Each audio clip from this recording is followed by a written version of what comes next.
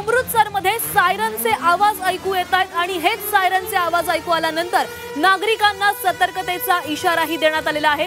नागरिकांना सावध राहण्याचं आवाहन करण्यात आलेलं आहे। अमृतसरमध्ये सध्या सायरनचे आवाज येत आहेत। सायरनचे आवाज म्हणजेच नागरिकांनी सावध राहावं, सतर्कतेचा इशारा हा देण्यात आलेला आहे। सतर्क राहावं असं आवाहन करण्यात आलेलं आहे। नागरिकांनी आपल्या घरांमध्येच राहावं, खिडक्यांपासून लांब राहावं असं आवाहन करण्यात येत आहे। मात्र नागरिकांनी घाबरून जाऊ नये। भारतीय सैन्यानं जे काही मार्गदर्शक सूचना दिलेल्या आहेत त्या सूचनांचं नागरिकांनी तंतोतंत पालन करावं अशा देखील सूचना देण्यात आलेल्या आहेत। त्यामुळे नागरिकांनी घाबरून जाऊ नका, मात्र सरकारने जे आदेश दिलेले आहेत, ज्या सूचना दिलेल्या आहेत त्यांचं पालन करावं। सध्या अमृतसरमध्ये सायरनचे आवाज ऐकू येतात। नागरिकांना सतर्क राहण्याचा इशारा देण्यात आलेला आहे।